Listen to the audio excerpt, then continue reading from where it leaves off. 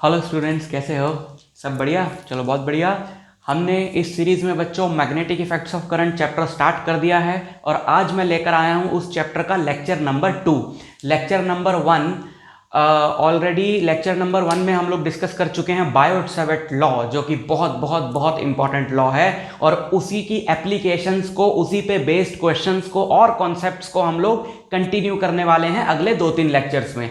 तो आज का लेक्चर देखने से पहले आपको बायोट-सैवर्ट लॉ क्या है और उसको कैसे अप्लाई करना है वो अच्छे से पता होना चाहिए, तभी आप ये लेक्चर देखोगे। आज के लेक्चर में हम लोग बायोट-सैवर्ट लॉ की एक बहुत इंपॉर्टेंट एप्लीकेशन पढ़ने वाले हैं बच्चों, and that application is to find magnetic field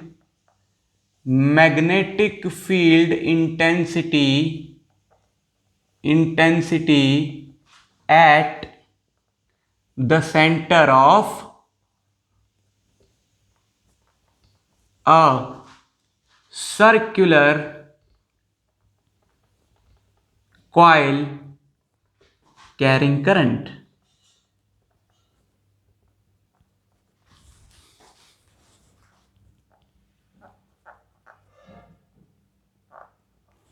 ठीक है, हम एक सर्कुलर कॉइल जिसमें करंट है उसके सेंटर पर निकालेंगे magnetic field intensity using Biot-Savart law.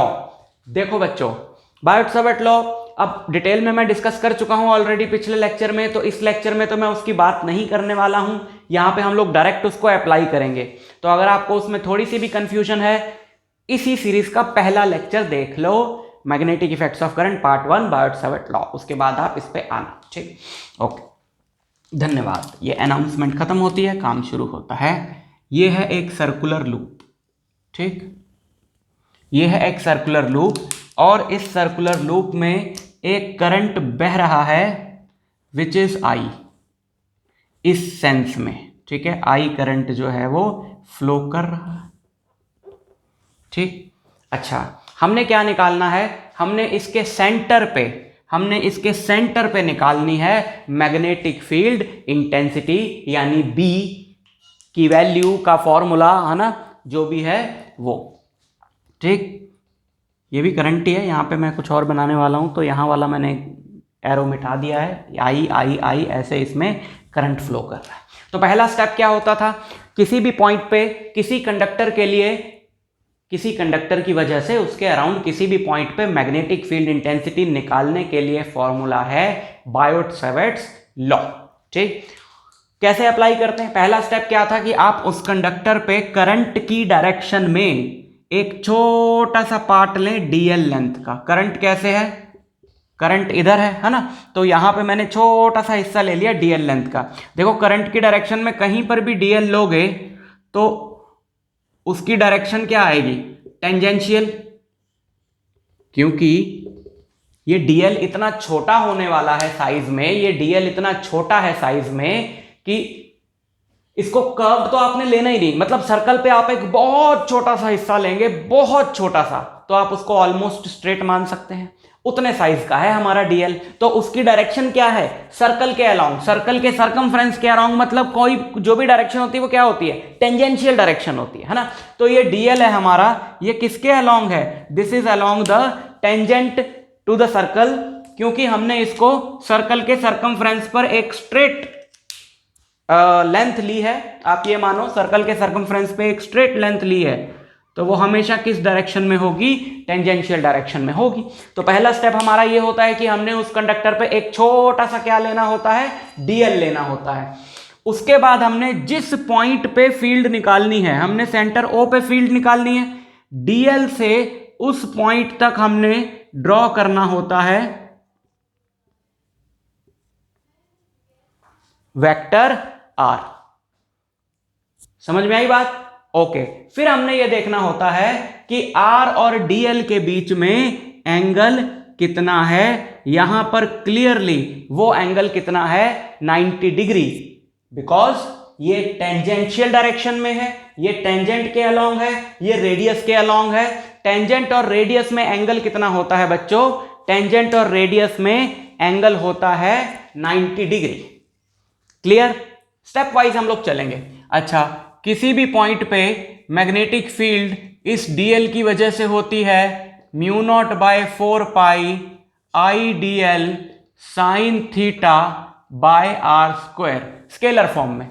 Vector form भी इसकी पढ़ाई गई थी आपको लास्ट लेक्चर में, तो वो भी आप जाके देख सकते हो। ये वैल्यूज यहां पे पुट करिए बच्चों, म्यू नॉट बाय 4 पाई। अच्छा आई क्या है इसमें, करंट कितना है इस कंडक्टर में, आई, इसकी लेंथ हमने कितनी ली, dl, साइन थीटा कितना आया बच्चों, थीटा आया 90 डिग्री, और यहां से लेकर यहां तक ये जो लेंथ है ये तो हमने यहां पे क्या लिया है, इस पॉइंट का इसके रिस्पेक्ट में पोजीशन वेक्टर, बट यहां पे जो वैल्यू आनी है वो आनी है इस पॉइंट से इस पॉइंट तक की, मतलब जहां dl लिया है वहां से जिस पॉइंट पे मैग्नेटिक फील्ड निकाल रहे हैं वहां तक की लेंथ आनी है। तो ये लेंथ कितनी होगी बच्चों, ये लेंथ होगी रेडियस ऑफ द सर्कल, है ना, रेडियस ऑफ द सर्कल है r मान लो तो r स्क्वायर, क्लियर। साइन 90 होता है 1, dB हमारा बनेगा mu naught by 4 pi I d l by r square. Now this is dB, dB is due to this small dl। अब ये कितने dl हैं, infinite number of dl length के ऐसे करंट एलिमेंट्स हैं इस सर्कुलर कॉइल पे। पूरे सर्कुलर कॉइल के लिए अगर हमको मैग्नेटिक फील्ड निकालनी है सेंटर पे बच्चों, तो हमें करना पड़ेगा इस पूरे को इंटीग्रेट, ताकि वो सारे dl जो हैं वो जुड़ जाएं। म्यू नॉट बाहर आएगा, म्यू नॉट बाय 4 पाई बाहर आएगा, आई भी कांस्टेंट है ना, करंट थोड़ी चेंज हो रहा है, और आर, ये dl कहीं पर भी लो, हर जगह ये डिस्टेंस क्या रहेगा, r रहेगा, उसे भी बाहर ले लो, आर स्क्वायर बाहर आ गया, अंदर क्या बचेगा, सिर्फ dl का इंटीग्रल। dl की मिनिमम लेंथ क्या होगी, 0। अगर आप इस dl हमने क्या लिया, इसके सरकमफ्रेंस पे एक लेंथ ली है, सर्कल के सरकमफ्रेंस पे एक लेंथ ली है, तो मिनिमम लेंथ इसकी कितनी होगी, 0। और मैक्सिमम लेंथ कितनी ले सकते हो आप सर्कल के सरकमफ्रेंस पे, 2 पाई r, है ना, जो टोटल लेंथ है सरकमफ्रेंस की वो। सो dB का इंटीग्रल, मान लो टोटल मैग्नेटिक फील्ड है B, तो ये आएगा mu naught by 4 pi I by r square into dl का इंटीग्रल, मान लो टोटल लेंथ है L, 0 से 2 पाई r। सिंपली आप यहां पे लिमिट्स ना भी लगाते तो भी आप dl का इंटीग्रल सीधा 2 पाई r लिख देते, बिकॉज dl है इस पे छोटी सी लेंथ, उसका इंटीग्रल मतलब सारी लेंथ्स को जोड़ दिया, सारी लेंथ्स को जोड़ दिया तो आंसर आएगा 2 पाई r। लेकिन हम स्टेप वाइज चलें तो dl का इंटीग्रल हम l ले लें। इंटीग्रेशन में अगर आपको थोड़ी सी भी कंफ्यूजन है तो इस तरह के डेरिवेशंस आपको समझने में आएगी दिक्कत। उसके लिए आपको करना क्या है, मेरी इंटीग्रेशन वाली सीरीज देखनी है, जहां पर मैंने क्लियरली बताया है कि इंटीग्रेशन कैसे लगाते हैं और मोस्ट इंपॉर्टेंट क्यों लगाते हैं। समझ में आई बात बच्चों? Okay, so step wise integration पे अगर मैं चलूं तो ये बचेगा mu naught by 4 pi I by r square, upper limit 2 pi r, L की जगह अपर लिमिट डाली 2 pi r minus lower limit 0, तो यहां पे क्या बचेगा 2 पाई आर। ठीक है, पाई से पाई कट गया, 2 से 2 कट गया, आर से आर कट गया, ये आएगा म्यू नॉट बाय 2r। और यही है हमारा फाइनल रिजल्ट बच्चों कि एक circular coil which is carrying current I और जिसका रेडियस है r, उसके सेंटर पे मैग्नेटिक फील्ड निकालनी हो तो इस फॉर्मूले से निकाल सकते हो। ठीक है, समझ में आई बात, mu naught I by 2r। अच्छा आगे बढ़े जरा, देखो बच्चों, अगर इसकी मैग्नेटिक फील्ड लाइंस की बात करें कि मतलब इसके अराउंड जो मैग्नेटिक फील्ड है, magnetic field lines as a topic तो हम लोग आगे पढ़ने वाले हैं, बट आपने 10th में इलेक्ट्रिक फील्ड लाइंस पढ़ी हैं, 10th में मैग्नेटिक फील्ड लाइंस पढ़ी हैं, 12th में अभी इलेक्ट्रिक फील्ड लाइंस पढ़ी हैं, है ना। इसी तरीके से जैसे इलेक्ट्रिक फील्ड लाइंस होती हैं, इलेक्ट्रिक फील्ड के पैटर्न को डिपिक्ट करने के लिए उसी तरीके से मैग्नेटिक फील्ड लाइंस होती हैं। जो हम लास्ट वीडियो लेक्चर में बात कर रहे थे राइट हैंड थंब रूल से, इसके कॉन्सेंट्रिक सर्कल्स आएंगे, वो एक्चुअली में कॉन्सेंट्रिक सर्कल्स थे क्या? वो कॉन्सेंट्रिक सर्कल्स थे मैग्नेटिक फील्ड लाइंस के पैटर्न्स। अब अगर सर्कुलर कॉइल के लिए आपको मैग्नेटिक फील्ड लाइंस देखनी है तो बच्चों कैसी होंगी, जरा ध्यान से देखना। आप ये मानो कौन याद कर रहा भाई शाबाश। आप ये मानो कि इसका कोई भी पार्ट ले लो, क्या था राइट हैंड थंब रूल? कि किसी भी करंट कैरिंग कंडक्टर के लिए मैग्नेटिक फील्ड निकालनी हो तो मानो वो करंट कैरिंग कंडक्टर आपने राइट हैंड में पकड़ा हुआ है ना, थंब को आपको करंट की डायरेक्शन की तरफ रखना है और जो फिंगर्स का कर्वेचर आएगा वो उसके अराउंड मैग्नेटिक फील्ड की डायरेक्शन होगी। तो ये वाला हिस्सा लिया अगर मैंने, मान लो ये वाला पार्ट लेता हूं, तो करंट इधर है, तो मान लो मैंने इसको ऐसे पकड़ा हुआ है, ऐसे है ना, तो ये इस तरफ आता है थंब करंट की तरफ, तो ये कैसे आ रही हैं फिंगर्स? ऐसे आ रही हैं। जैसे मान लो आप इमेजिन करो ये इसका ये वाला हिस्सा है ना, और ये जो कैप लगा हुआ है ये करंट की डायरेक्शन में, तो ऐसे पकड़ा हुआ है, तो इधर से मैग्नेटिक फील्ड लाइंस जा रही हैं नीचे, और नीचे जाने वाले को कैसे दिखाते हैं? क्रॉस से, और इधर से आ रही हैं ऊपर, यानी कि इसके अंदर वाले हिस्से से मैग्नेटिक फील्ड लाइंस आ रही हैं बाहर की तरफ, यानी मेरी तरफ यानी आपकी तरफ, ठीक है। और कहीं पर भी लो, अगर जैसे यहां पे करंट ऐसे है, तो यहां पर अगर मैंने लिया thumb, right hand thumb rule लगाया, तो भी इधर से अंदर जा रही हैं, इधर से बाहर आ रही हैं। यहां से लिया तो भी इधर से अंदर जा रही हैं, इधर से अंदर जा रही हैं, इधर से बाहर आ रही है। यहां पर भी लोगे, इधर से अंदर जाएगी और इधर से बाहर आएगी। इसका मतलब है कि इसके इंटीरियर पार्ट से, इंटीरियर पार्ट मतलब जो कॉइल के बीच वाला हिस्सा है, उस पार्ट से मैग्नेटिक फील्ड लाइंस बाहर आ रही हैं और बाहर वाले पार्ट से मैग्नेटिक फील्ड लाइंस अंदर जा रही हैं, तब जब करंट है ऐसे। करंट की डायरेक्शन बदल दें जरा, करंट की डायरेक्शन अगर बदल दें, अभी इसमें करंट कैसे था? इसमें करंट था एंटी क्लॉकवाइज सेंस में, है ना। अब हम करंट को कर देते हैं जरा क्लॉकवाइज सेंस में, ये करंट आ गया क्लॉकवाइज सेंस में। अच्छा, अब थंब, चलो यहां से शुरू करते हैं। थंब को रखना है करंट की डायरेक्शन में, ऐसे होल्ड किया ना मैंने, इसको ऐसे होल्ड किया, ये थंब रखा करंट की डायरेक्शन में, तो इधर से फिंगर्स अंदर जा रही हैं। अब इधर से फिंगर्स जा रही हैं अंदर और इधर से आ रही हैं बाहर, यानी कि मैग्नेटिक फील्ड लाइंस अब इसके इंटीरियर वाले पार्ट से जा रही हैं अंदर और एक्सटीरियर वाले पार्ट से जा रही हैं बाहर। ऐसा जरूरी नहीं है कि आप डॉट और क्रॉस लगा के उसके अराउंड सर्कल लगाओ, कई जगह पर होता है, कई जगह पर नहीं होता, क्योंकि डॉट बहुत छोटा सा है, पता नहीं चलता, तो उसके अराउंड सर्कल लगा देते हैं, ठीक है। सिर्फ डॉट और क्रॉस से भी बताया जा सकता है। क्रॉस का सिंपल मतलब है कि अंदर जा रही है magnetic field lines, they are going away from the reader, and dot का मतलब है they are coming towards the reader, ठीक है। तो इस तरीके से मैग्नेटिक फील्ड लाइंस इसकी हम बना सकते हैं। अच्छा, एक तो ये है, इसको थोड़ा और डिटेल में देखें अगर, तो हम इसको ऐसे ड्रॉ करें,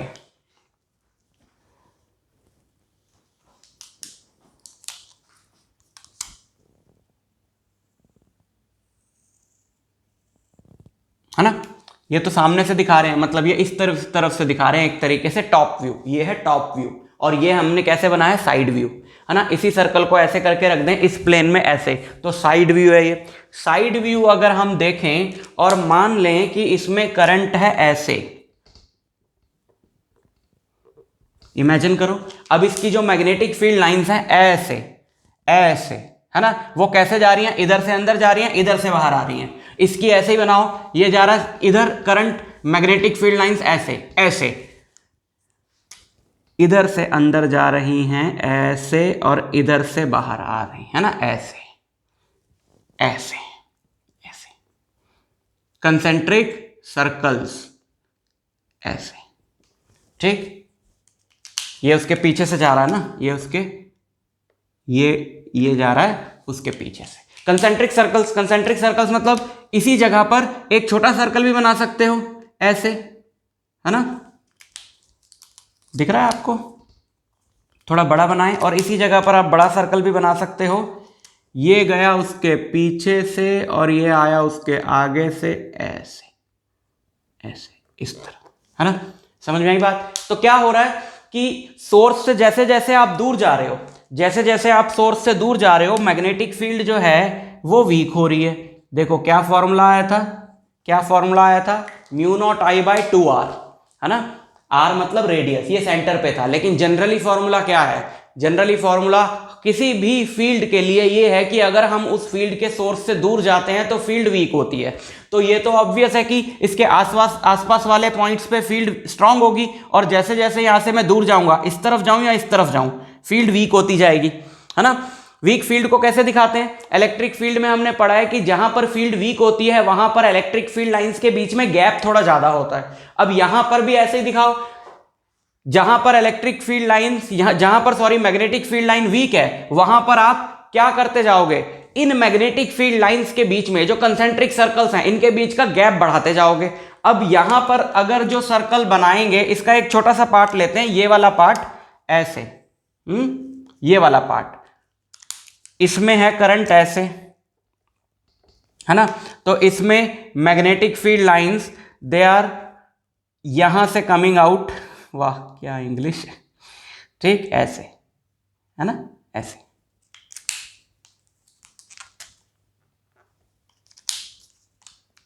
और ऐसे नीचे जा रही हैं, ऐसे। अब ये तो हमने मैग्नेटिक फील्ड बनाई है सोर्स के थोड़ा पास। अब इन दोनों के बीच में इतना गैप है, तीसरी वाली जो आप बनाओगे उसका दूसरी वाली से ज्यादा गैप रखोगे, क्योंकि वहां पर आते आते फील्ड थोड़ी वीक हो गई है। चौथी वाली जो बनाओगे उसका तीसरी वाली से ज्यादा गैप रखोगे। ये सर्कुलर है, सर्कुलर, ऐसे सर्कुलर, ठीक है, ऐसे। समझ में आई बात आपको। तो क्या होता जा रहा है, ये बहुत ज्यादा कर्व्ड है, ये कम कर्व्ड है ना, ये रेडियस बढ़ गया, ये कम कर्व्ड है, इधर वाली और कम कर्व्ड होगी, इधर वाली और कम कर्व्ड होगी। और बच्चों सेंटर तक आते आते अब क्योंकि जो कॉइल के इस तरफ वाला हिस्सा है, ये तो कॉइल के इस तरफ वाला हिस्सा हुआ, इस तरफ वाले हिस्से के ऐसे बनेंगी, है ना। तो भैया जब आप सेंटर तक पहुंचोगे तो सेंटर वाली लाइन इधर मुड़े या उधर मुड़े, वो तो हर तरफ से बराबर डिस्टेंस पे, या इस तरफ मुड़े या पीछे की तरफ मुड़े। तो बच्चों सेंटर पे जो मैग्नेटिक फील्ड लाइन होती है वो बिल्कुल क्या होती है, स्ट्रेट होती है, ठीक है। ये इसका पैटर्न है, सेंटर तक आते आते मैग्नेटिक फील्ड लाइन बिल्कुल क्या हो जाती है, स्ट्रेट हो जाती है। समझ में आई बात। तो ये इसका पूरा पैटर्न है। अब आप सोचो कि अगर हम इस कॉइल को और टर्न्स दे दें, मान लो मेरे पास एक कॉपर वायर थी जिसमें करंट था, मैंने उस कॉपर वायर को पकड़ के, करंट ऑफ करके पकड़ा है उसको पकड़ के ना, झटका लग जाता नहीं तुम्हें। एक कॉपर वायर है, उसको मैंने ऐसे मोड़ा, सर्कल बन गया, लेकिन मेरे पास कॉपर वायर बच गई, तो फिर मैंने उसी के ऊपर एक बार और मोड़ दिया, फिर एक बार और मोड़ दिया, फिर एक बार और मोड़ दिया, फिर एक बार और मोड़ दिया। तो बहुत सारी टर्न्स मैं बना सकता हूं, एक के ऊपर एक, है ना। अब उसमें से करंट फ्लो किया, अब मैंने छोड़ दिया, स्विच ऑन किया तो उसमें से करंट फ्लो किया। अब उसमें से जब करंट फ्लो किया बच्चों, अब जब उसमें से करंट फ्लो किया तो आप ये सोचो कि हर एक टर्न की अपनी मैग्नेटिक फील्ड लाइंस होंगी सेम सेंस में, क्योंकि अगर पहली वाली टर्न से ऐसे करंट जा रहा है तो घूम के दूसरी वाली से भी ऐसे ही जाएगा, तीसरी वाली से भी ऐसे ही जाएगा। तो हर एक टर्न की अपनी मैग्नेटिक फील्ड लाइंस होंगी सेम डायरेक्शन में और सारी एड अप हो जाएंगी। तो जितनी ज्यादा टर्न्स होंगी उतने टाइम्स मैग्नेटिक फील्ड बढ़ जाएगी। इलेक्ट्रिक फील्ड लाइंस में पढ़ा है ना, जहां पर इलेक्ट्रिक फील्ड लाइंस की डेंसिटी डबल हो गई, मतलब उतनी ही जगह में डबल इलेक्ट्रिक फील्ड लाइंस आ गई, तो सोचो इलेक्ट्रिक फील्ड डबल हो गई, क्योंकि उसका मतलब ही वो है, इलेक्ट्रिक फील्ड लाइंस बनाई ही इस हिसाब से जाती हैं, या मैग्नेटिक फील्ड लाइंस की उनकी स्ट्रेंथ, मतलब उनका नंबर जहां पर जितना ज्यादा है, आप समझ जाओ वहां पे फील्ड उतने टाइम्स ज्यादा है। तो हर एक टर्न की मैग्नेटिक फील्ड लाइंस ऐड हो जाएंगी। तो अगर n टर्न्स हैं, ये तो एक टर्न के लिए ये अगर मैग्नेटिक फील्ड आई है, तो if a coil has n turns, तो मैग्नेटिक फील्ड उसके सेंटर पे होगी इसके n टाइम्स।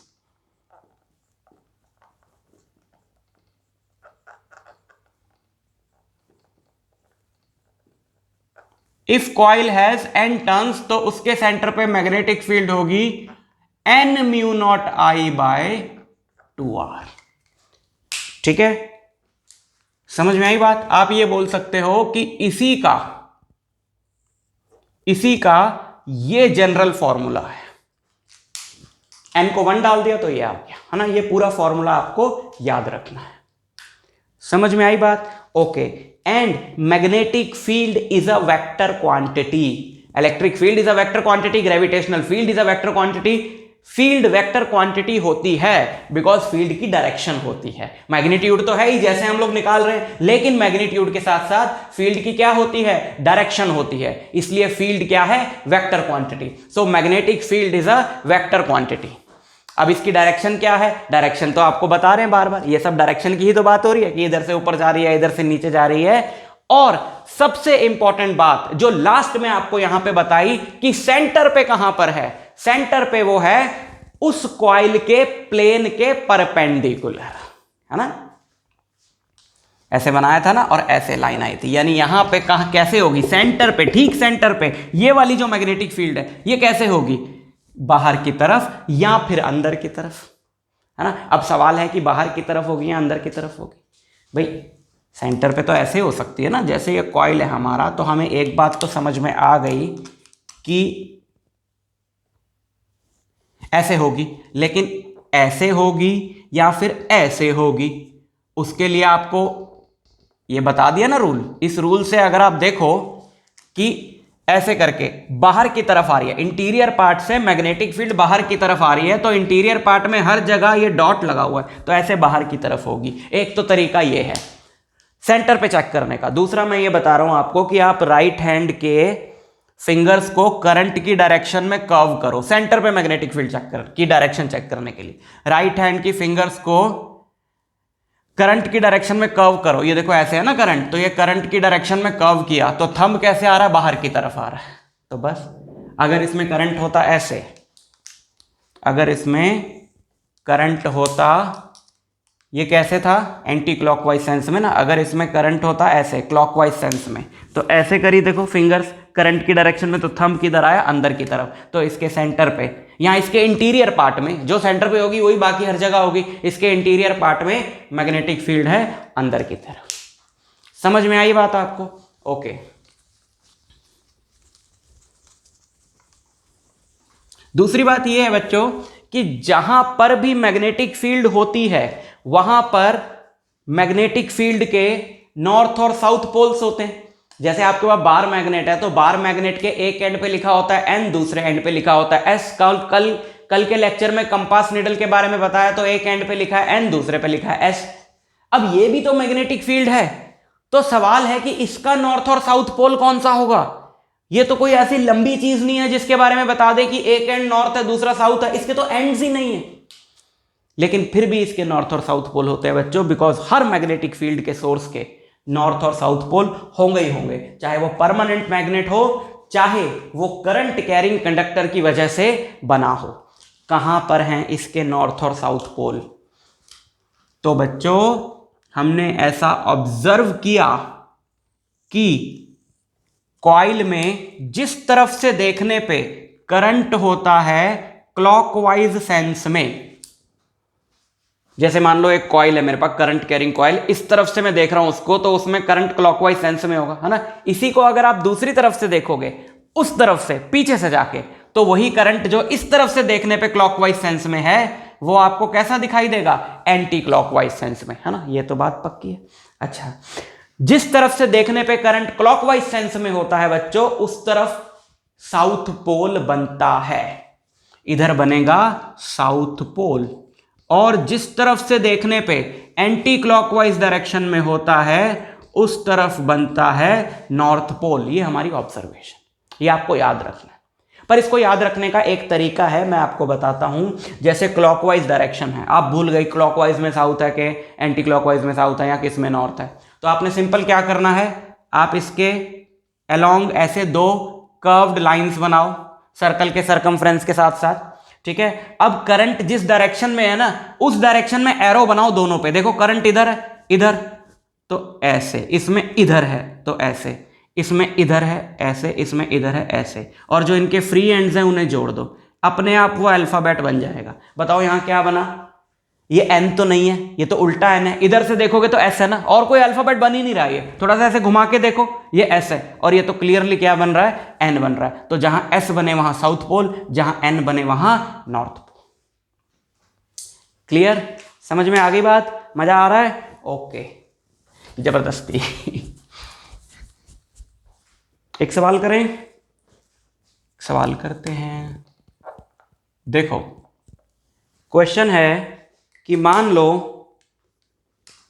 दो कॉइल्स हैं, एक है ऐसे, दो आइडेंटिकल कॉइल्स हैं और एक है ऐसे,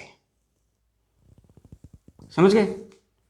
यानी कि दोनों दो कंसेंट्रिक आइडेंटिकल कॉइल्स हैं जो इस तरीके से अरेंज्ड हैं, यानी कि दोनों के प्लेन्स एक दूसरे के परपेंडिकुलर हैं, दोनों आइडेंटिकल हैं, तो दोनों का रेडियस बराबर है, और एक में करंट है मान लो 3I और दूसरे में करंट है I। दोनों आइडेंटिकल कॉइल्स हैं, एक एक टर्न है दोनों में, दोनों का रेडियस तो सेम हो गया, एक में करंट है I, एक में 3I। बोला है कि सेंटर पे नेट मैग्नेटिक फील्ड निकालो in magnitude and direction. Find the net magnetic field at the centre of a system of two concentric coils whose planes are perpendicular to each other, whose radii are same and current flowing through them are I and 3I respectively। समझ में आई बात? अच्छा, magnetic field is a vector quantity. Magnetic field क्या है? Vector quantity है ना? तो यहां पर दोनों की मैग्नेटिक फील्ड होगी और हमें निकालना पड़ेगा रिजल्टेंट नेट मैग्नेटिक फील्ड निकालने के लिए, because magnetic field is a vector quantity. अच्छा, ये दोनों का सेंटर है। अब ये वाला जो कॉइल है, ये वाला सेंटर पे मैग्नेटिक फील्ड लाइन कैसी है? सेंटर पे मैग्नेटिक फील्ड लाइन है perpendicular to the plane of the coil. ये ऐसा है ना? और एग्जैक्टली अगर मैं देखूं, अगर मैं इस तरफ से देख रहा हूं तो इसमें करंट है ऐसे, है ना? इस तरफ से मैं देख रहा हूं इस तरफ से, तो इसमें करंट है ऐसे। अब यहां पर अगर मैं अपनी फिंगर्स को इसकी करंट की डायरेक्शन में करता हूं तो थंब आता है इधर, तो यहां पर इसकी मैग्नेटिक फील्ड मान लो B1 है, वो होगी इधर। ठीक, ये वाला जो है ये ऐसे है इस प्लेन में, और इसमें करंट है ऐसे, यानी कि मैं ऊपर से देख रहा हूं अगर, तो इसमें करंट है एंटी क्लॉकवाइज सेंस में। मैंने अपनी फिंगर्स को ऐसे रखा तो थंब आया ऊपर, तो इसके सेंटर पे जो मैग्नेटिक फील्ड होगी उसका नाम हम दे दें B2, और वो होगी इधर।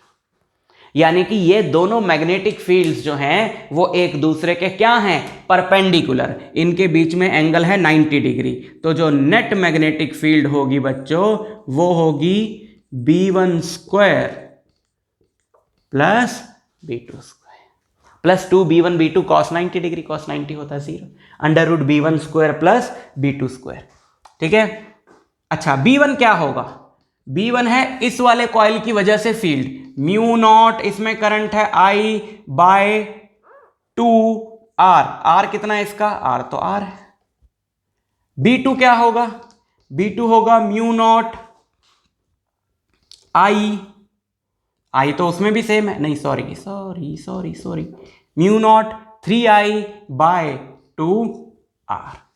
ठीक है? सो B क्या होगा? अंडर रूट इसका स्क्वायर, जिसमें mu naught I by R तो तीनों में है, mu naught I by R दोनों में है, सॉरी 3 कहां से आ गए, बाय 2 भी दोनों में, तो इसका स्क्वायर आ गया कॉमन। यहां पे बचेगा 1, यहां पे बचेगा 3 का स्क्वायर यानी 9। सही कर रहे हैं? ओके, तो mu naught I by 2R आ गया बाहर, साथ में बचा under root 10। This is the magnitude of magnetic field at the centre of this coil. समझ में आई बात? बट ये तो हो गया मैग्नीट्यूड, ये तो वेक्टर क्वांटिटी है, तो मैग्नीट्यूड के साथ साथ क्या निकालना पड़ेगा? डायरेक्शन निकालनी पड़ेगी। जरा इस पैरेललोग्राम को कंप्लीट करो, देखें तो सही, ये B है किस तरफ? ये आएगा इस तरफ, है ना? तो किसी भी एक से इसकी डायरेक्शन बता दो। मान लो ये एंगल है अल्फा, तो बताओ tan अल्फा क्या होगा? दिस इज B2 ना, तो ये भी क्या होगा? B2, तो tan अल्फा होगा B2 by B1। tan alpha होगा B2 बाय B1। B2 और B1 की वैल्यू अगर मैं पुट करूं, B2 है mu not 3I by 2R, और इसको इससे डिवाइड करूंगा तो सिर्फ क्या बचेगा? 3। So alpha is tan inverse 3. So final answer is what? Final answer is the net magnetic field at the center of this system is mu naught I by 2R root 10 at an angle of tan inverse 3 with B1. Clear? Okay. आगे बढ़ते हैं। अब हम निकालेंगे बच्चों magnetic field due to an arc. कैसे? मान लो पूरा सर्कल नहीं है, सिर्फ इतना हिस्सा है। अभी ये किसी बड़े सर्किट का पार्ट है, लेकिन उसकी बात हम लोग बाद में करेंगे। मान लो सिर्फ एक आर्क है, सिर्फ एक आर्क है, पूरा सर्कल नहीं है, और उस आर्क में से करंट ट्रेवल कर रहा है आई, और ये आर्क जिस सर्कल का पार्ट है उसका सेंटर है ये आर्क जिस सर्कल का पार्ट है उसका सेंटर है ये, और रेडियस है मान लो आर, ये और ये है ना। ये सर्कल आप पूरा कंप्लीट करेंगे तो ये उसका सेंटर है मान लो, और रेडियस है कितना? रेडियस है R, and this angle is suppose alpha. तो आर्क के लिए क्या होगी बच्चों magnetic field? This can be easily calculated using unitary method. नाम ही याद नहीं आ रहा था, यूनिटरी मेथड। देखो मैग्नेटिक फील्ड, अगर एंगल कितना है तो मैग्नेटिक फील्ड कितनी है। अगर तो एंगल है, पूरे सर्कल की बात करो, पूरा सर्कल अपने सेंटर पे कितना एंगल सबटेंड करता है? बेसिक मैथमेटिक्स 2 पाई 360 डिग्री। तो फील्ड कितनी आई? Field I mu naught I bye 2r। मान लो ये होता 1 रेडियन, यूनिटरी मेथड लगा रहे हैं ना, अगर थीटा होता 1 रेडियन, 2 पाई रेडियन से इतनी फील्ड आ रही है। अगर ये 1 रेडियन होता तो म्यू नॉट आई बाय 2 पाई से इसको डिवाइड करो, 4 पाई r होता। और अगर ये एंगल है अल्फा, अगर ये एंगल है अल्फा, तो कितना आएगा? Mu naught I by 4 pi r into alpha. This is our formula arc के लिए बच्चों। आर्क का अगर आपको सेंट्रल एंगल पता है कि वो सेंटर पे कितना एंगल सबटेंड कर रहा है, तो क्या होगा answer? Mu naught I by 4 pi r into alpha. समझ में आई बात आपको? ओके। सो एक क्वेश्चन करते हैं और यहां से हमको बात क्लियर होगी। इस फॉर्मूले को हम यहां लिख लेते हैं, B equal to mu naught I by 4 pi r into alpha. एक क्वेश्चन करते हैं तो क्लियर हो बात और अच्छे से। आर्क का बता दिया, सर्कल का बता दिया, सेमी सर्कल, क्वाड्रेंट, सबका आर्क में आ जाएगा, है ना। सेमी सर्कल है तो सेमी सर्कल सेंटर पे कितना एंगल सबटेंड करता है? पाई, 180 डिग्री, यहाँ पाई पुट कर दो। क्वाड्रेंट है तो कितना करता? 90 डिग्री, वहाँ पाई बाय 4 पुट कर दो, पाई बाय 2 सॉरी, 90 डिग्री के लिए। अच्छा, मान लो हमको एक सिस्टम दिया हुआ है, ऐसे ऐसे ऐसे ऐसे ऐसे ऐसे, ठीक है। ये यहां से करंट चला, और एक मिनट, थोड़ा बढ़िया diagram.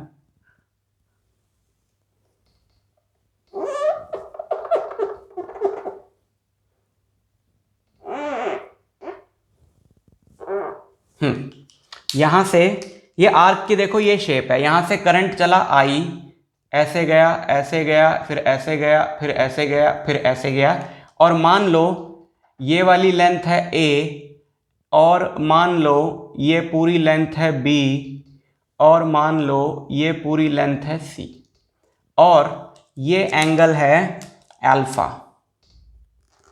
This angle is what? This angle is alpha. Find the magnitude of magnetic field at point O due to this shape की वायर। यहां पर मैग्नेटिक फील्ड निकालनी है O पे। कैसे करें? कितने आर्क्स हैं बच्चों इसमें? कितने आर्क्स हैं? 1 2 3, 3 तो आर्क हैं, और 3 स्ट्रेट हिस्से भी हैं, है ना। तो पहले आर्क्स के लिए मैग्नेटिक फील्ड निकालें। B1 सबसे छोटे वाले आर्क के लिए मैग्नेटिक फील्ड होगी म्यू नॉट आई, करंट कितना है इसमें? I बाय 2, रेडियस ये हो गया ना A।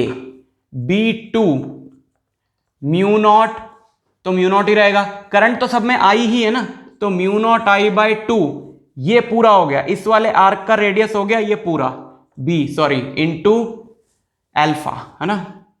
अच्छा सॉरी, सेंटर वाला लगा दिया मैंने formula, 4 pi A into alpha by 4 pi B into alpha. B3 हो गया mu naught I by 4 pi C into alpha, है ना। ये तीसरा वाला आर्क हो गया, इसका रेडियस है सी, करंट तो इसमें भी आई है। अब क्या करें, इन तीनों को ऐड कर दें क्या? नहीं, अब ये सोचो ना भैया, ये तो वेक्टर क्वांटिटी है ना, तो ऐड तो तभी होंगी कि अगर यहां पे इन तीनों के लिए सेम डायरेक्शन में है। सब्ट्रैक्ट भी हो सकती है और कोई और फॉर्मूला भी लग सकता है, a² + b² under root 2ab cos theta, sorry under root a² + b² + 2ab cos theta, कुछ भी लग सकता है। पहले इनकी डायरेक्शन देखो। और दूसरी बात, ये तो सिर्फ इन 3 आर्क के लिए आई है ना यहाँ पे फील्ड, ये 3 स्ट्रेट हिस्से भी तो हैं, इनके लिए यहाँ पे फील्ड कितनी होगी? तो बच्चों याद रखो, जो हिस्सा कंडक्टर का जो हिस्सा उस पॉइंट से पास हो रहा है जहां पर मैग्नेटिक फील्ड निकालनी है, उस हिस्से के लिए वहां पे कोई मैग्नेटिक फील्ड नहीं होगी। अब आप कहोगे ये वाला हिस्सा तो यहां से पास हो रहा है, ये तो पास नहीं हो रहा। नहीं, इसको आगे बढ़ाओ, आगे बढ़ाएंगे तो यहीं से पास होगा, इसको आगे बढ़ाएंगे तो यहीं से पास होगा। क्यों नहीं होती? जैसे अगर यहां पर एक कंडक्टर है, इसमें करंट है आई, और मुझे इस पॉइंट पे निकालनी है फील्ड, जिसको अगर मैं आगे खींचता हूं तो ये लाइन इसी पॉइंट से पास होगी। So due to this conductor इस पॉइंट पे मैग्नेटिक फील्ड होगी 0। क्यों? क्योंकि अगर मैं यहां पर एक छोटा सा dl लेता हूं, dl, और यही हो गया r, है ना, तो dl और r के बीच में एंगल हो जाता है 0 डिग्री। और क्या आता है बायट-सेवर्ट लॉ में, mu naught I by 4 pi dl sine theta by r²। r और dl के बीच में एंगल हो गया 0 डिग्री, साइन 0 डिग्री होता है 0, तो पूरे के लिए मैग्नेटिक फील्ड क्या हो जाएगी? 0। सो इस हिस्से के लिए, इस हिस्से के लिए और इस हिस्से के लिए कोई मैग्नेटिक फील्ड नहीं है। अब ये 3 ही बची। अब ये तीनों देखो किस डायरेक्शन में है, उसके लिए अपना राइट हैंड थंब रूल लगाओ। ये करंट है ऐसे, तो इस वाले के लिए, इस वाले आर्क के लिए इस पॉइंट पे कैसे आ रही है मैग्नेटिक फील्ड लाइन? बाहर की तरफ आ रही है। बाहर वाली डायरेक्शन को मान लेते हैं पॉजिटिव, तो ये वाली फील्ड हो गई पॉजिटिव। अंदर वाले z एक्सिस, जो बाहर आ रहा है वो z एक्सिस होता है ना, कल के लेक्चर में बताया था, तो बाहर वाला जो आ रहा है वो पॉजिटिव, अंदर वाला जो आ रहा है वो नेगेटिव, ऐसा आप लोग मान लेते हैं, ठीक है।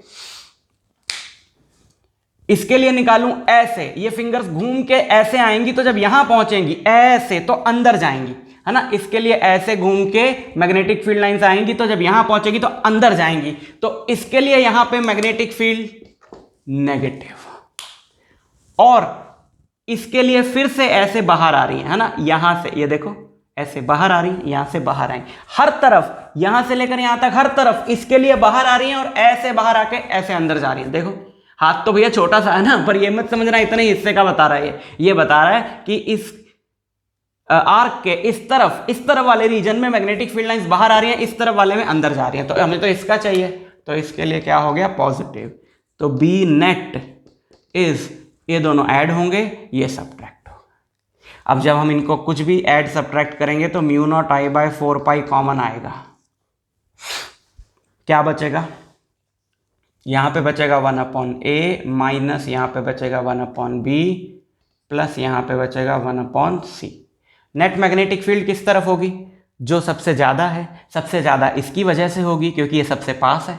आई तो सबके लिए सेम है, तो 4 पाई म्यू नॉट आई ये सबके लिए सेम है, तो ये रेडियस, ये डिस्टेंस जिसका सबसे छोटा, अल्फा भी सबके लिए सेम है, अल्फा भी कॉमन आ गया, ये सबका जिसका ही सबसे छोटा उसके लिए मैग्नेटिक फील्ड सबसे ज्यादा, तो सबसे ज्यादा वाली पॉजिटिव है, नेगेटिव वाली उससे कम है, एक और पॉजिटिव वाली है जो उससे भी कम है, लेकिन ये वाली इससे कम है, तो इन दोनों के सम से तो कम ही हुआ, तो ओवरऑल आंसर आएगा पॉजिटिव, यानी कि नेट मैग्नेटिक फील्ड है बाहर की तरफ, क्योंकि हमने बाहर वाली डायरेक्शन को पॉजिटिव लिया।